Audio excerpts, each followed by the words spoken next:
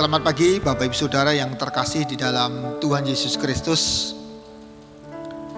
Hari ini Minggu tanggal 2 Agustus tahun 2020.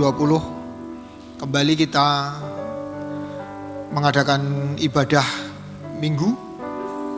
Saya menyapa Bapak Ibu Saudara yang berada di rumah untuk kita melakukan ibadah keluarga. Kiranya biarlah ibadah kita masih berkenan di hati Tuhan. Biarlah ibadah kita sungguh-sungguh Tuhan memberkatinya. Dan kita semua pasti merindukan untuk kembali bersekutu bersama-sama di dalam gereja. Bapak Ibu Saudara, panggilan berbakti kita diambil di dalam Kolose pasal yang ke-1 ayat 18 sampai 19. Bahwa ialah kepala tubuh, yaitu jemaat. Ialah yang sulung, yang pertama bangkit dari antara orang mati, sehingga ia yang lebih utama dalam segala sesuatu, karena seluruh kepenuhan Allah berkenan diam di dalam Dia. Saudara, memang saat yang terindah ketika kita berhadapan dengan Tuhan, memandang wajah Tuhan, mendengar suara Tuhan, untuk boleh kita merasakan hadirat Tuhan dan kekudusan Allah Bapa kita memenuhi kita semuanya ini. Mari kita akan memuji nama Tuhan, menikmati kasih.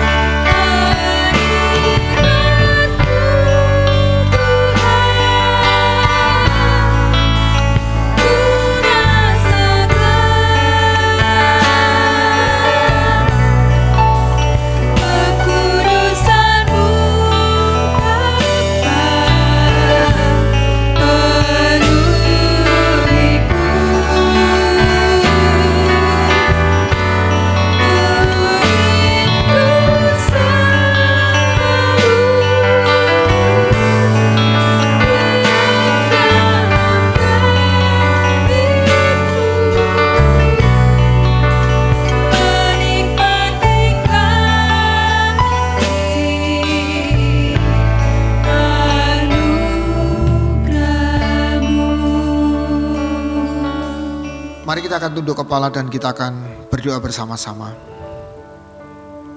Allah Bapa kami yang di surga, Tuhan Allah kami Yesus Kristus, pada kesempatan kali ini ya Tuhan, kami boleh kembali bersekutu, beribadah, baik umat-Mu yang berada di rumah ataupun yang berada di tempat ini, untuk boleh kami memuji dan memuliakan nama Engkau, untuk boleh kami mendengarkan kebenaran firman-Mu ya Tuhan.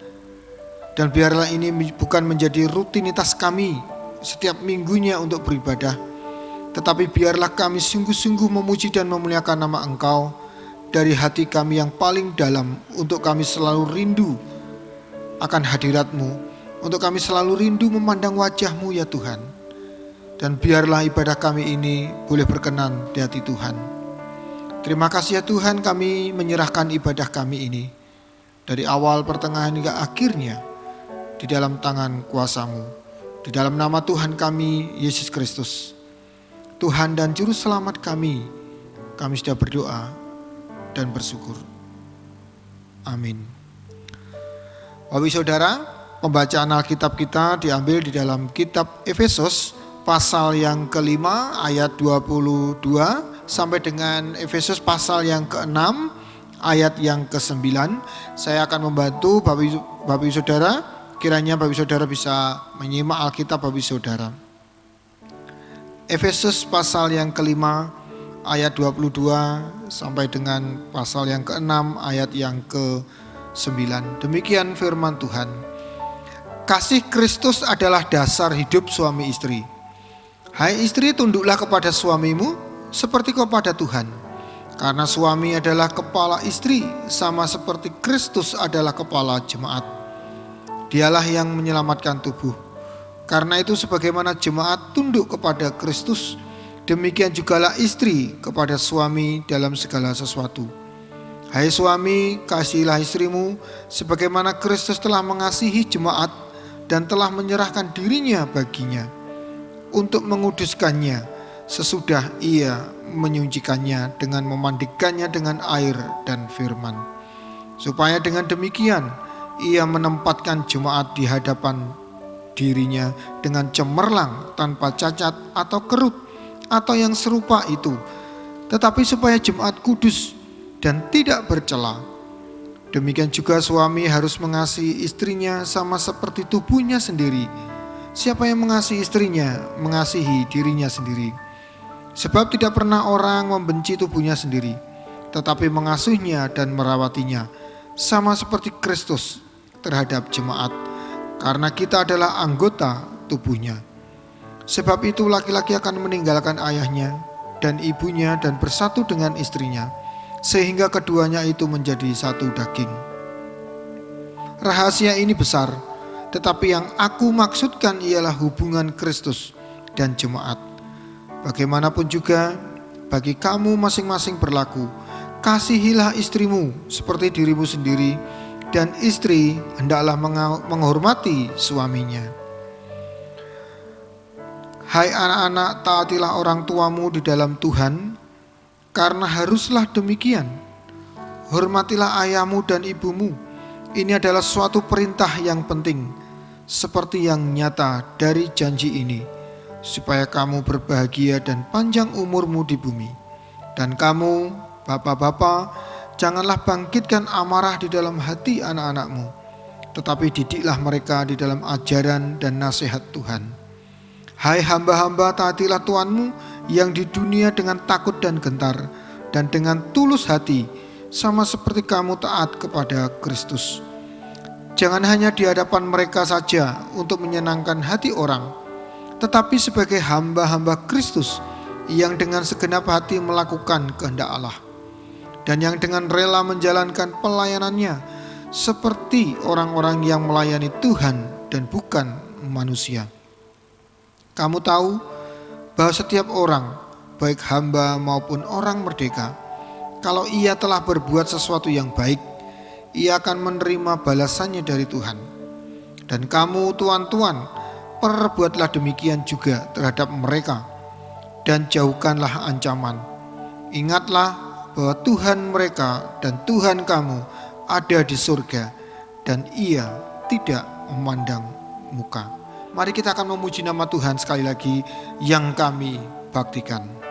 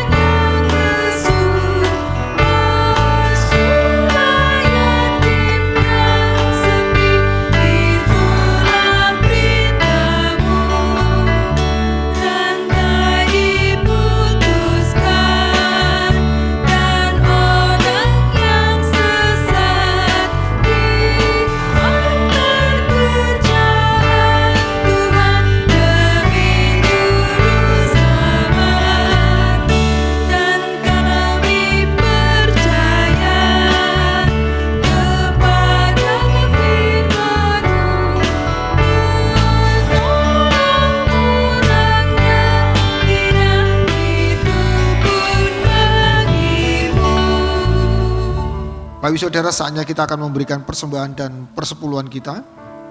Persembahan dan persepuluhan kita dapat dilakukan dengan cara mentransfer melalui rekening gereja BCA nomor rekening 294 077 20 12 atas nama Adi Putranto atau Tovan Arvile Yonardo Swakokone, dengan memberikan keterangan tujuan persembahan perpuluhan Bapak Ibu Saudara. Yang kedua, Bapak Ibu Saudara bisa memasukkan ke dalam kotak persembahan yang berlokasi di depan pintu kantor gereja di bagian dalam, yang setiap harinya antara pukul 9 sampai dengan pukul 16. Yang ketiga, Bapak Ibu Saudara bisa melakukan pengumpulan mandiri, yakni menyimpannya dan memasukkannya ke dalam kotak perpuluhan atau kantong persembahan pada saat ibadah nanti berjalan di gereja seperti biasanya nanti kita bisa memberikannya. Baik Saudara, mari kita akan menyatukan hati dan pikiran kita bersama-sama untuk kita menyampaikan pokok-pokok doa syafaat kita, baik bagi bangsa dan negara, baik bagi jemaat kita Gereja Baptis Indonesia Karunia Tuhan, baik untuk lembaga-lembaga kita, dan doa syafaat ini akan dipimpin oleh hambanya Bapak Diakon Adi Putranto. Mari jemaat sekalian, kita satukan hati kita berdoa syafaat. Allah Bapa, kembali kami bersama-sama Jemaat Gereja Baptis Indonesia Karunia Tuhan menaikkan pujian kami atas peristiwa-peristiwa yang membawa kami semakin takjub, semakin mengagumi Allah pencipta langit, bumi dan segala isinya. Kami bersyukur Tuhan berikan hati yang ikhlas pada saat kami menyampaikan persembahan persepuluhan kami. Terima kasih karya-Mu di dalam kehidupan kami yang sudah memberkati kami baik secara jasmani maupun rohani. Saat ini kami bersama-sama menaikkan syafaat kami untuk dunia, untuk negara kami. Ada beberapa negara yang sudah Tuhan izinkan ada penurunan penularan COVID-19. Biarlah kami terus mempercayakan di dalam tangan kuasa-Mu. Pada akhirnya COVID ini akan berlalu dari dunia ini. Juga kami berdoa untuk negara kami. kasih setiamu yang akan terus semakin nyata sehingga pandemi kayak gini akan berlalu di negara ini. Kami berdoa setiap kebijakan, upaya yang diambil pemerintah kami dalam rangka memutus mata rantai COVID-19 kiranya boleh terlaksana dengan baik dan berkat Tuhan dinyatakan. Biarlah setiap warga masyarakat semakin tumbuh memiliki kesadaran untuk mendukung pemerintah sehingga wabah ini dapat segera teratasi. Kami juga terus berdoa kiranya memberkati segala usaha pemerintah ini sehingga ekonomi bisa stabil dan keamanan negara kami boleh terjaga. Kami mempercayakan negara kami ini di dalam tangan kasih-Mu. Saat ini kami juga berdoa untuk pelayanan di gereja-gereja baptis dan juga BPD Lampung ini.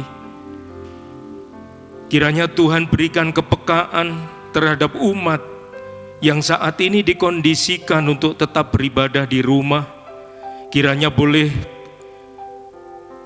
memberikan ketersediaan sarana yang memadai untuk dapat terus beribadah dan mendengar firman Tuhan. Kiranya media yang dipakai digunakan untuk menyampaikan firman Tuhan dalam kebaktian dan persekutuan dapat maksimal dan terlaksana dengan baik.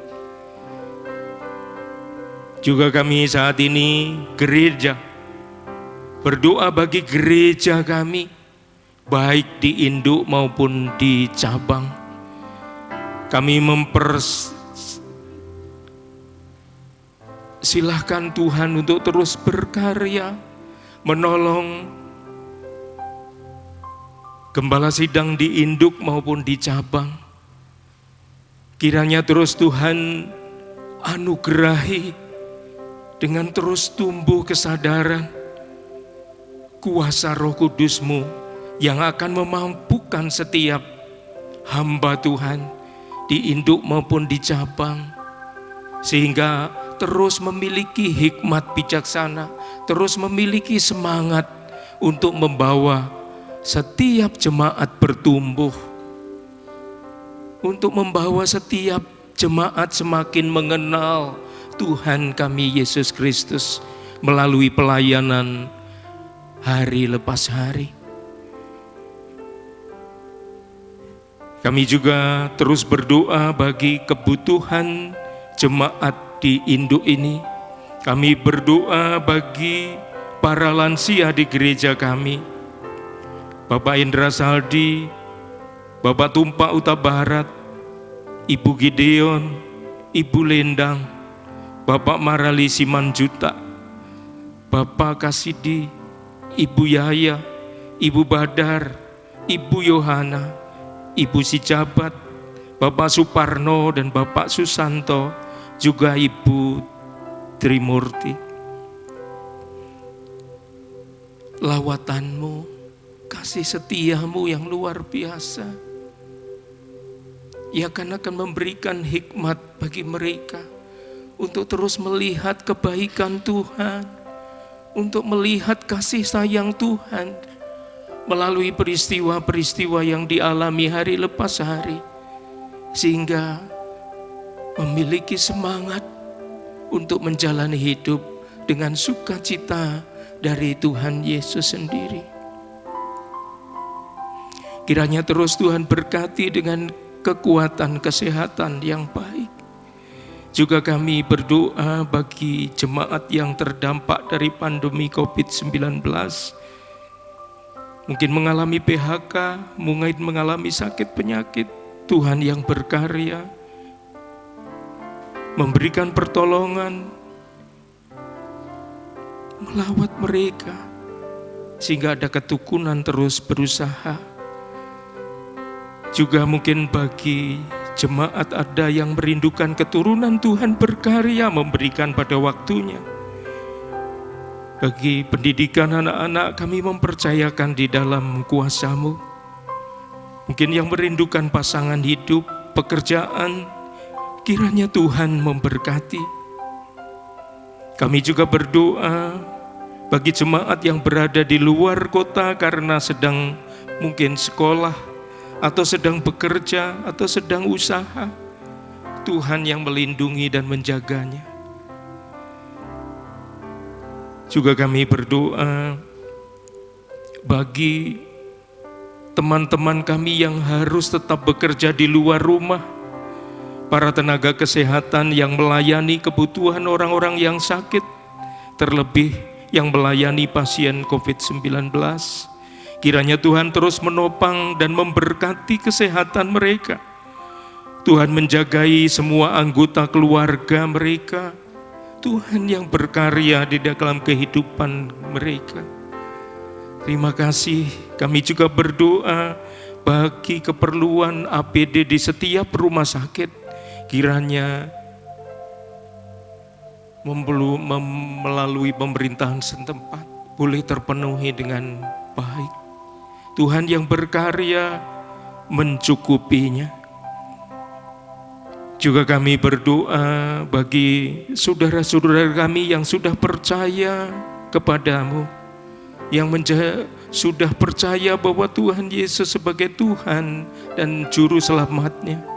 Mampukan untuk menjadi pribadi yang memiliki pengharapan di dalam Yesus Kristus yang luar biasa.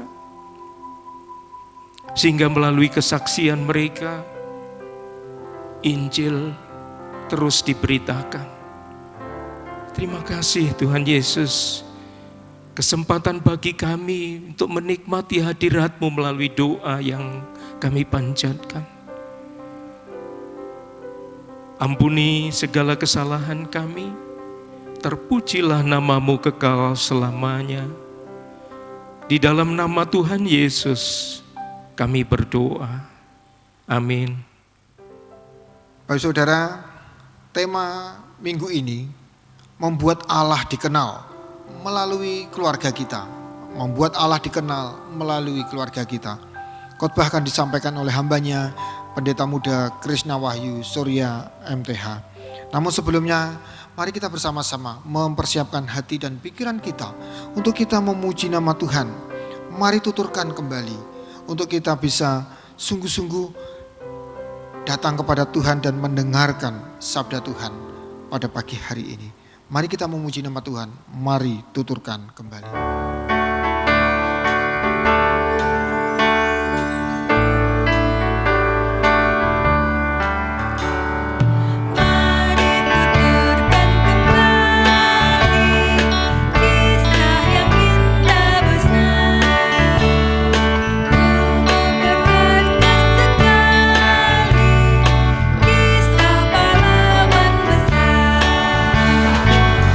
Bahwa di malam hari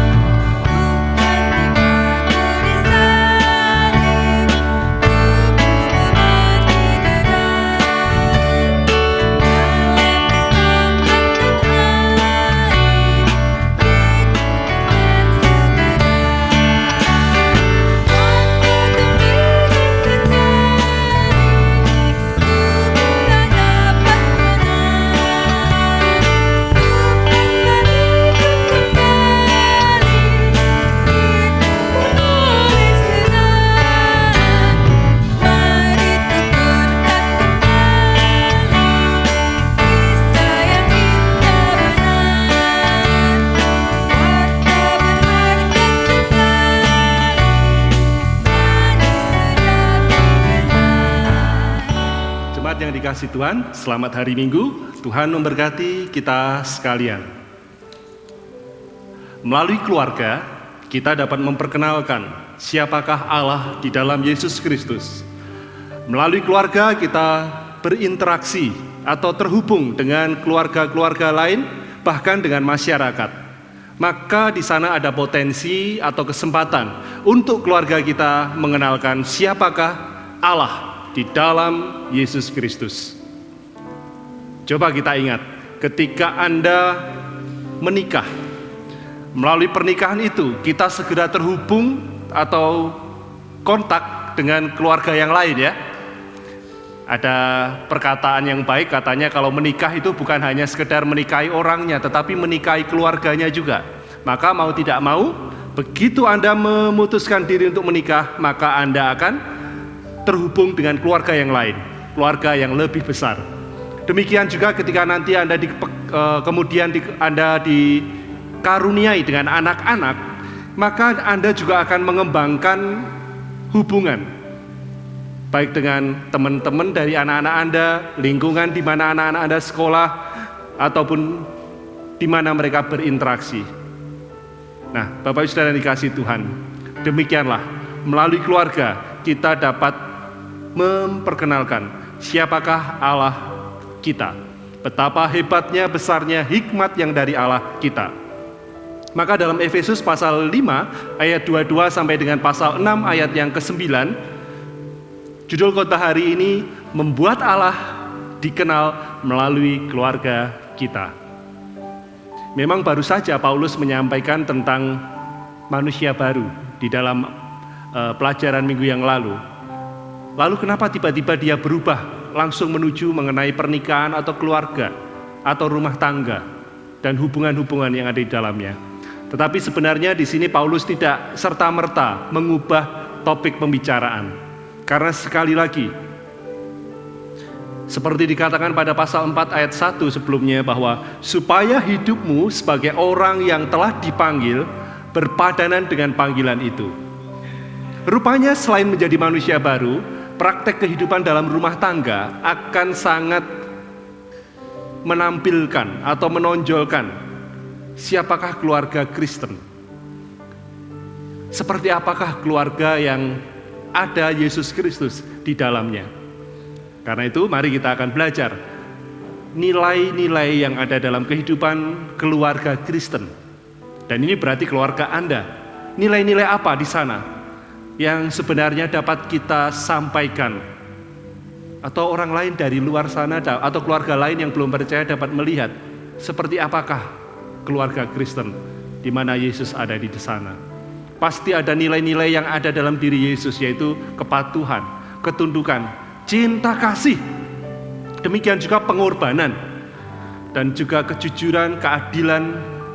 Nilai-nilai yang sama itulah yang perlu kita tampilkan dalam kehidupan keluarga kita, sehingga Allah dikenal oleh keluarga-keluarga yang lain.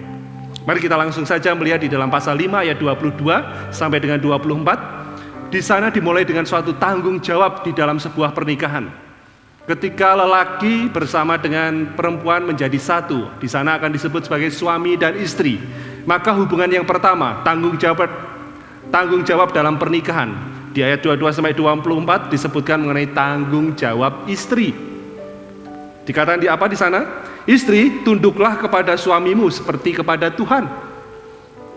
Jadi jelas sekali di sini tanggung jawab istri adalah mereka tunduk kepada suami mereka. Bahkan dalam segala hal. Tetapi jelas sekali itu digambarkan sebagai hubungan antara jemaat dan Yesus Kristus. Dikatakan di sana seperti kepada Tuhan tunduknya. Sama seperti gereja atau jemaat di dalam ayat 24. Tunduk kepada Kristus. Kenapa? Apa alasannya istri harus tunduk kepada suami sama seperti kepada Kristus? Di ayat 23 jelas sekali, karena suami adalah kepala istri, sama seperti Kristus adalah kepala jemaat. Ini suatu paralelisme ya, suatu gambaran yang baik sekali di sana. Bahwa ternyata pun dalam setiap organisasi di mana saudara dan saya bergabung, selalu ada yang namanya struktur organisasi atau fungsi organisasi, di mana mungkin ada kepala, ketua, ya, kemudian ada di bawahnya mungkin sekretaris, bendahara, kemudian ada atau departemen dan lain sebagainya. Selalu ada mata rantai otoritas. Siapa yang menjadi kepala, siapa yang ada di bawahnya dan sebagainya. Karena itu sebenarnya di awal sudah disebutkan mengenai hubungan seperti itu. Bahwa dalam keluarga pun adalah kehendak Tuhan. Bahwa suami, ayat 23, kepala istri. Jadi suami adalah kepala dari istri. Dan nanti kita akan melihat di pasal 6 bahwa orang tua, suami istri ya, orang tua adalah kepala dari atas, daripada anak-anaknya. Orang tua ada di atas anak-anaknya. Namun kembali kalau tentang istri tadi, bahwa istri tunduk kepada suami karena suami adalah kepala. Rupanya inilah kehendak Allah, bahwa ini adalah kesempatan. Jika kita berpikir mungkin sedikit mengada-ada atau negatif, wah kok nampaknya istri harus tunduk dan sebagainya. Tetapi sebagai orang atau sebagai istri Kristen, Anda bisa memahami inilah kehendak Allah. Justru ini adalah kesempatan untuk istri menunjukkan hikmat, kebijakan, nilai-nilai kekristenan, prinsip-prinsip hidup, bahwa Allah mau istri tunduk kepada suami. Ketundukan seperti ini menggambarkan bagaimana Yesus Kristus pun tunduk kepada Bapa. Bagaimana dia dengan rendah hati untuk tidak memaksakan kehendaknya, tetapi menuruti. Yesus pun mengajar ya kepada kita bagaimana tunduk, kepatuhan, kerendahan hati, nilai-nilai yang seperti itu. Salah satunya ketika dia membasuh kaki murid-muridnya, dia submit atau dia merendahkan diri untuk melakukan hal itu. Perintah yang lain pun juga mengatakan demikian di dalam Yakobus pasal 4 ayat 7, supaya kita semuanya saling menundukkan diri. Maka sebenarnya mari kita akan melihat, hai para istri ya, awalnya tentunya dia mulai ini, hai para istri, penyerahan dirimu, ketundukanmu kepada suami, itu sebenarnya adalah membuktikan bahwa engkau adalah istri yang melaksanakan kehendak Tuhan. Para istri yang terbaik, yang mau melakukan atau melaksanakan kehidupannya dengan melakukan apa yang menjadi kehendak Tuhan. Kini mari kita melihat kepada suami ya. Di dalam ayat 25 sampai 30 kita melihat juga di sana dikatakan, hai suami, kasihilah istrimu sebagaimana Kristus telah mengasihi jemaat dan telah menyerahkan dirinya baginya. Sekarang kita melihat tanggung jawab suami. Mereka harus mengasihi istri mereka sama seperti Kristus telah mengasihi jemaatnya. Kasihnya bukan sekedar kasih yang diucapkan, tapi kasih yang mengorbankan diri. Kasih yang dirancang untuk memberi diri. Seorang suami semestinya demikian juga ya, ketika dia mau menjadi suami Kristen, dia adalah seharusnya suami yang siap untuk berkorban. Karena memang demikian rancangan dari Allah, supaya apa yang dia lakukan adalah untuk memberkati istri, supaya apa yang ia lakukan adalah untuk keuntungan, manfaat, benefit dari seorang istri. Karena Yesus pun melakukan untuk keuntungan jemaat, kebebasannya, kekudusannya di dalam ayat-ayat berikutnya, supaya mereka dikhususkan, mereka diberkati. Suami semestinya juga memikirkan hal demikian. Bahkan di ayat 28 dikatakan, kalau engkau mengasihi istrimu sama seperti engkau mengasihi tubuhmu, mengasihi dirimu sendiri. Suami yang mengasihi dirinya sendiri akan mengasihi istri.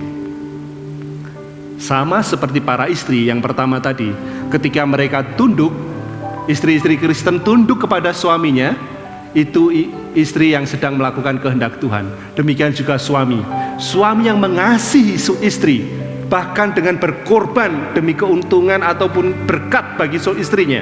Maka sang suami Kristen ini adalah berkesempatan untuk menunjukkan kasih Yesus Kristus. Sebenarnya sama ya, tanggung jawab yang sama di antara suami maupun istri. Yang satu diminta untuk tunduk, sama-sama melakukan kehendak Allah, yang satu diminta untuk mengasihi dengan penuh pengorbanan. Nah, Bapak Ibu Saudara dikasihi Tuhan, memang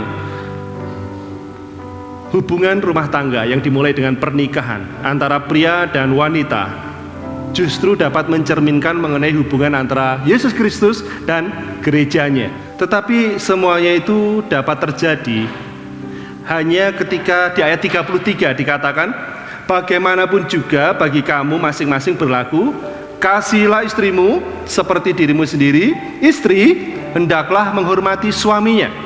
Maka jelas sekali, apapun yang sudah saya bicarakan di depan tadi, tanpa dasar pasal 5 ayat 33 ini tidak bisa terjadi. Dikatakan bahwa seorang suami memang memiliki wewenang sebagai kepala rumah tangga, berotoritas, tetapi harus menjalankan otoritasnya itu dengan kasih.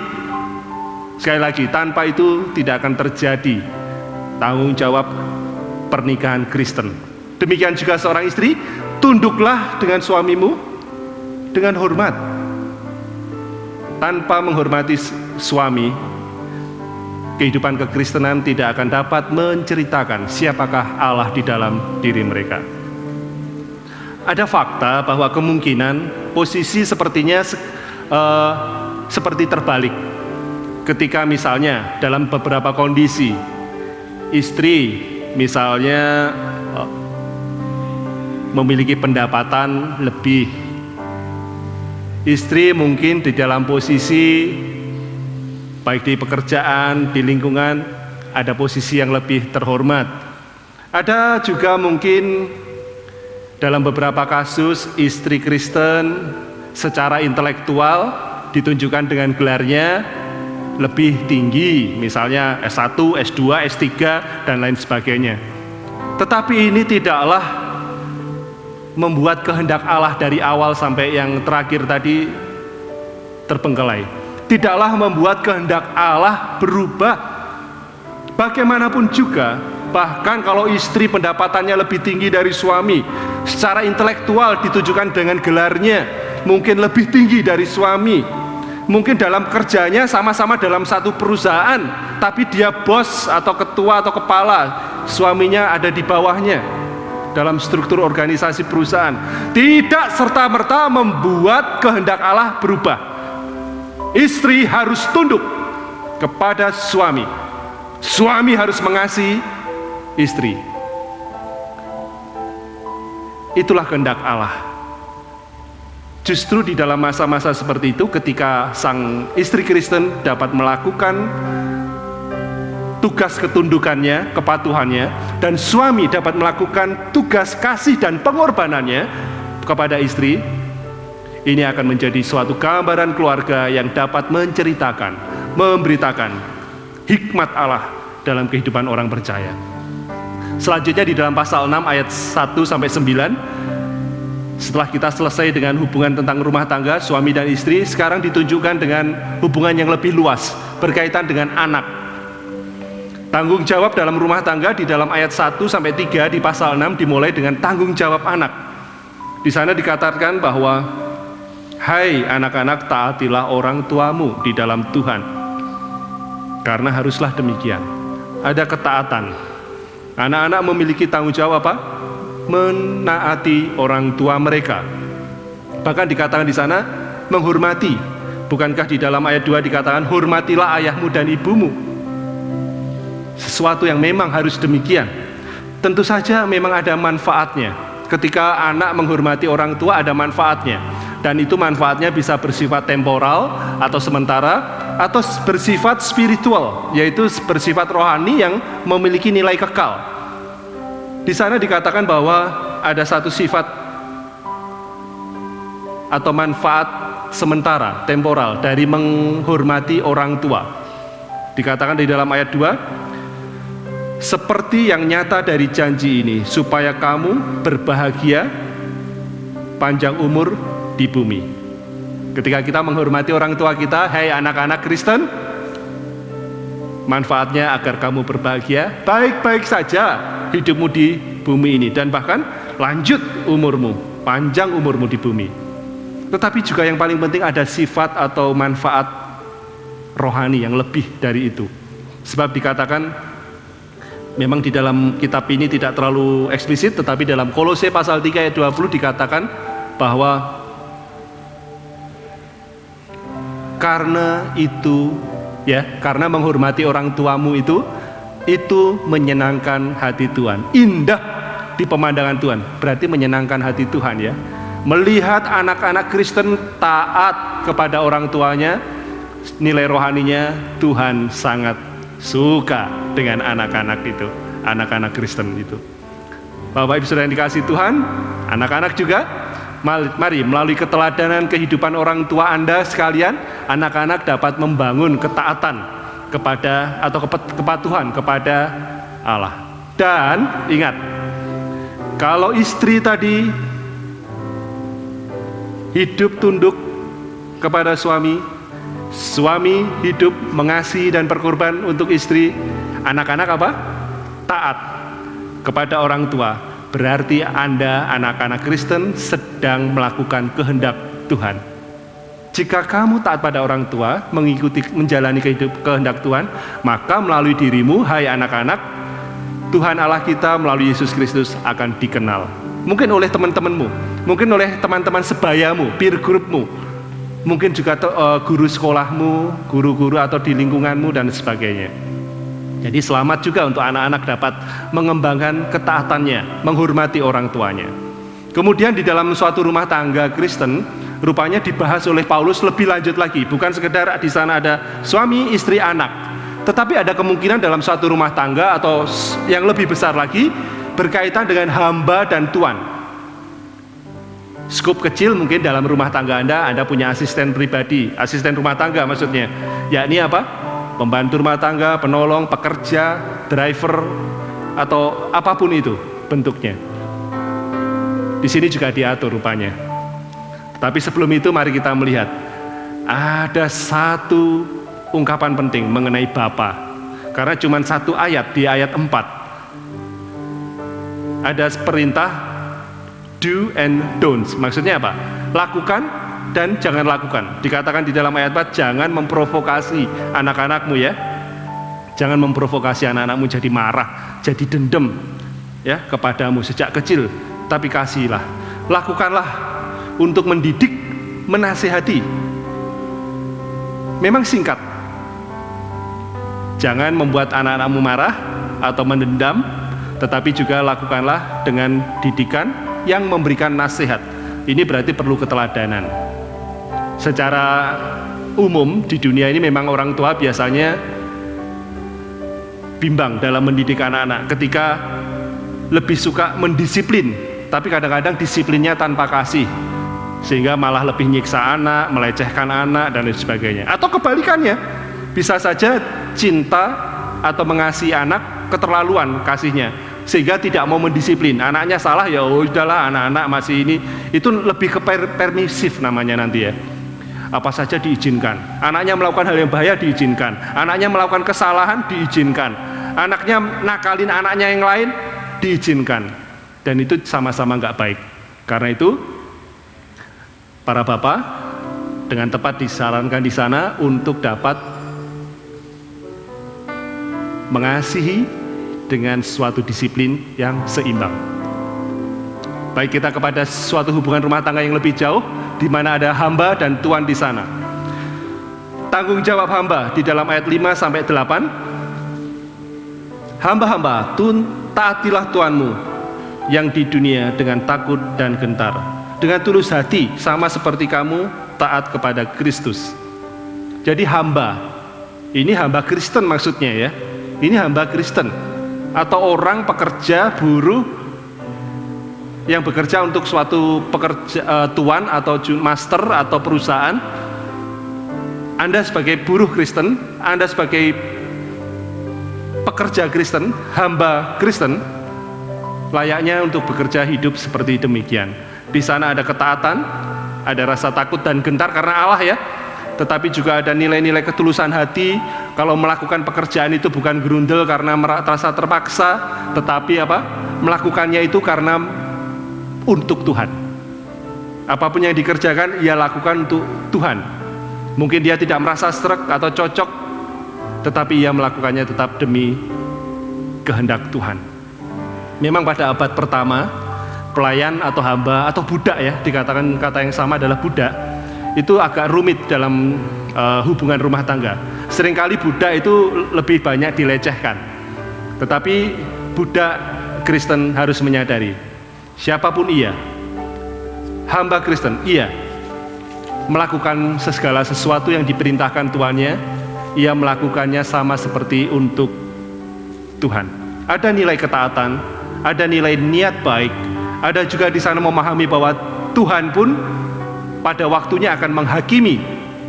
Kalaupun Tuhan nggak benar, dikatakan di dalam ayat 8, Allah tidak memihak. Allah pun akan tahu apakah yang dilakukan oleh tuannya itu benar atau enggak untuk dia.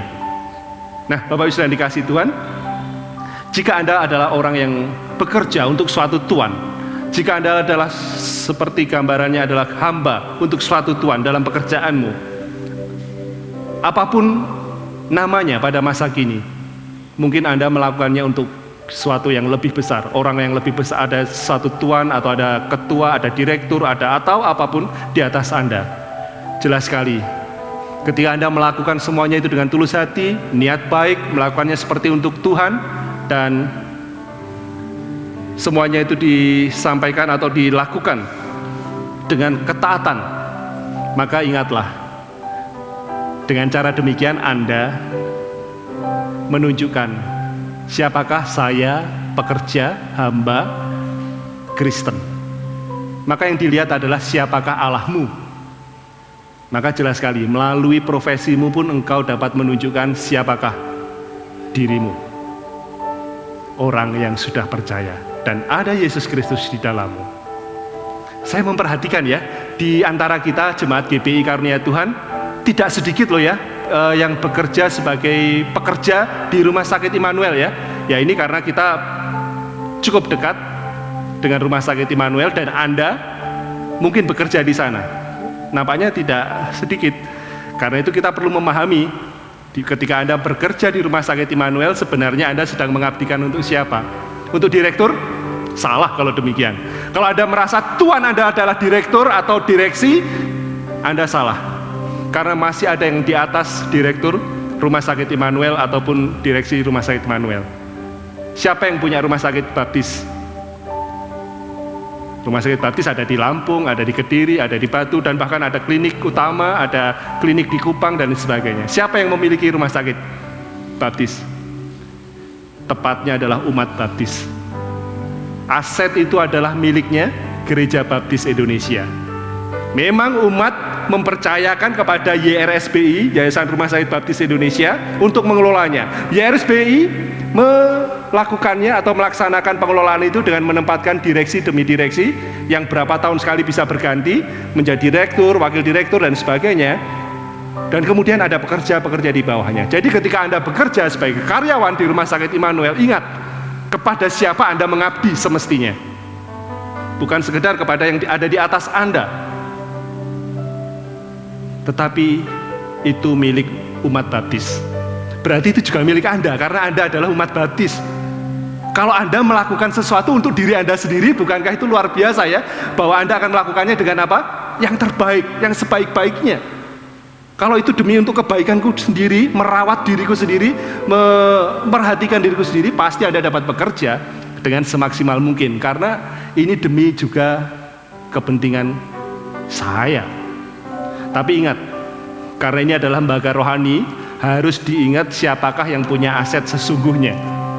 Memang secara legal hukum itu ada di bawah Yayasan Rumah Sakit Baptis, di mana umat Baptis pemegang utamanya. Ingatlah, setiap tahun YRSBI pun harus mempertanggungjawabkan itu kepada umat Baptis di setiap sidang tahunan maupun sedang 5 tahunan. Tetapi yang punya aset sesungguhnya adalah Tuhan kita. Tuhan kita yang memiliki aset itu.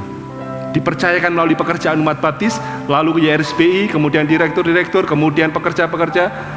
Jika kita melakukan semuanya itu untuk Tuhan kita yang punya aset, yaitu Tuhan, betapa firman Tuhan hari ini betul-betul nyata. Kamu melakukannya untuk kehendak Tuhan.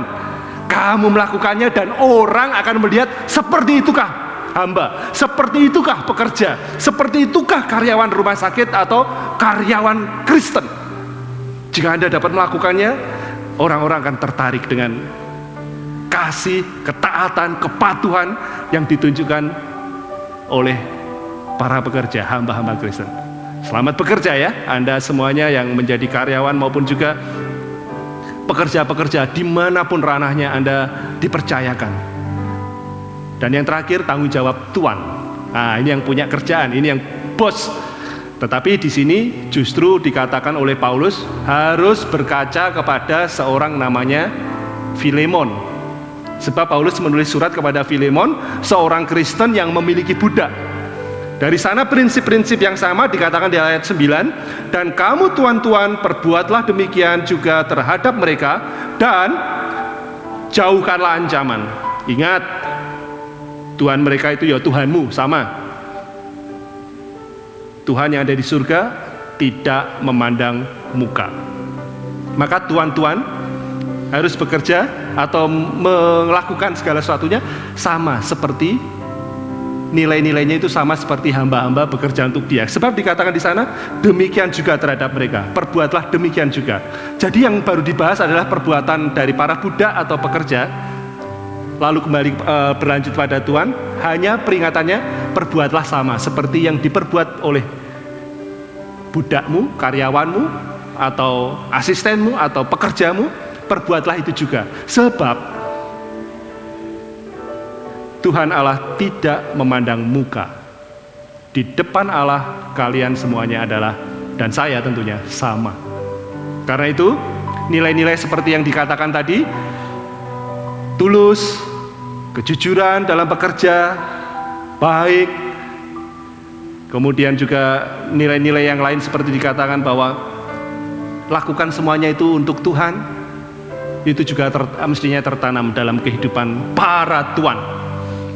Sebab dengan teladan seperti itu mereka dapat menyampaikan. Tuan yang Kristen itu kayak apa sih? Apa bedanya tuan atau bos Kristen dengan yang lain? Ketika Anda dapat menunjukkan keteladanan dalam ketulusan, di dalam melakukannya untuk Tuhan, apa yang dibagikan atau dikerjakan, semuanya dengan rasa takut dan gentar karena Allah tidak membeda-bedakan. Allah memandang semua tuan maupun budak di muka bumi itu di hadapan Allah punya nilai yang sama. Jadi untuk apa tuan-tuan menjadi atau bos-bos Kristen menjadi tinggi hati atau sombong atau kemudian merasa lebih? Karena semuanya ada sama di hadapan Tuhan. Maka kesimpulan kebenaran firman Tuhan hari ini, meskipun ada hubungan-hubungan yang cukup panjang, ingatlah supaya kita dapat menyerahkan diri. Hai istri, tunduklah, serahkan dirimu, submit ketundukanmu dalam satu otoritas yang Tuhan memang mau. Tuhan memang mau, dan Tuhan mau dari sejak Kejadian, maksud saya sejak kitab Kejadian sampai Wahyu itu tidak berubah. Suami adalah kepala dari istri. Tetapi jelas sekali, suami yang punya otoritas sebagai kepala harus melakukannya, melaksanakannya dengan apa? Mengasihi, yaitu bahkan berkorban, dan tetap menghormati istrinya. Bagaimana dengan anak-anak? Mematuhi, menaati, mengasihi orang tua mereka. Demikian juga dapat mengembangkan diri dari melihat teladan para orang tuanya. Mereka dapat berjalan sebagai anak-anak Kristen yang bukan saja sukses di dunia, tetapi menyenangkan, indah di mata Tuhan. Bagaimana dengan tuan dan hamba? Jelas sekali di sana dikatakan supaya tidak mengintimidasi, tulus, tidak munafik, menjunjung nilai-nilai ketulusan tadi dan mengerjakannya untuk Tuhan. Apapun otoritas yang diberikan, bahkan termasuk bapak ya, termasuk para bapak juga dikatakan tadi, lakukan semuanya dengan keteladanan, sehingga anak-anakmu, sehingga hamba maupun juga pekerjamu, karyawanmu dan sebagainya sungguh dapat melihat siapa Yesus yang ada di dalam dirimu. Mari kita hidup. Ketika kita menghidupi kebenaran firman Tuhan ini, keluar dari rumah kita masing-masing, kita dapat menunjukkan siapakah yang ada dalam diri keluarga Kristen. Melalui keluarga Anda, Allah dikenal. Melalui diri keluarga Anda, melalui tugas tanggung jawab masing-masing Anda, Allah dikenal. Yesus disiarkan. Tuhan memberkati kita sekalian. Bapak Ibu Saudara yang dikasihi Tuhan, demikianlah firman Tuhan. Kiranya akan berkati kita, dan saya yakin dan percaya bahwa setiap dari kita sekarang memiliki hasrat untuk melakukan semuanya itu untuk Tuhan. Baik sebagai suami, istri, anak, bapa, hamba, ataupun tuan. Kita naikkan satu pujian, Padaku Ada Sahabat. Mari kita memperkenalkan sahabat kita Yesus Kristus melalui kehidupan keluarga kita. Mari kita berdiri bersama-sama, kita naikkan lagu ini.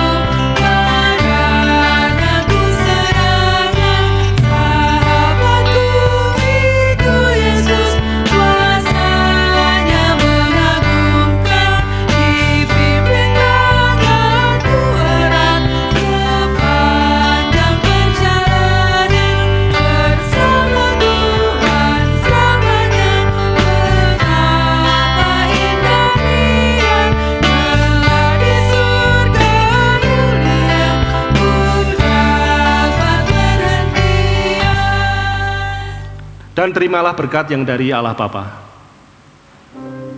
Ingatlah kebenaran firman-Nya, janji-Nya. Tuhanmu melindungi engkau dan memberkati engkau.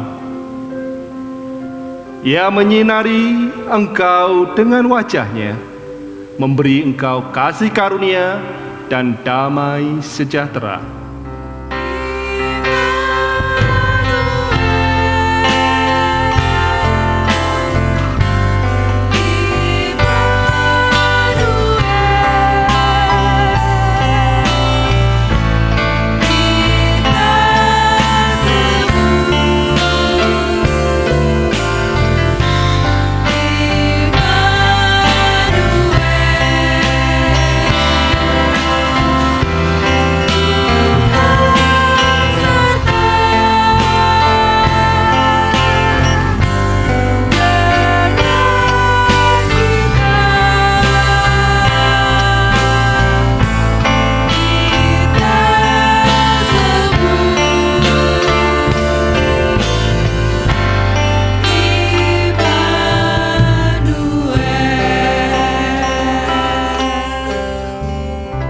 Amin.